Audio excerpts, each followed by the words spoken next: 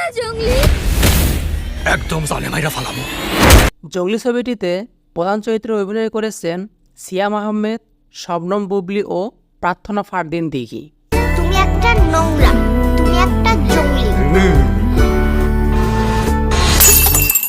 যা 2025 সালের ঈদ উল ফিতরের প্রেক্ষাগৃহে মুক্তি পায়।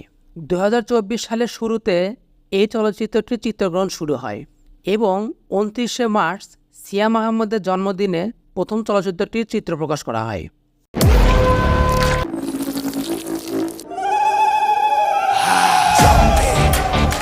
জঙ্গলি ছবিটির সঙ্গীত পরিচালনা করেছেন প্রিন্স মাহমুদ এবং একটি গানে কণ্ঠ দিয়েছেন তাহসান খান। মেয়ের গায়ে হাত দিলে ভদ্র বাপ জঙ্গলি হয়ে যায়, আর ওর বাপ তো এমনিতেই।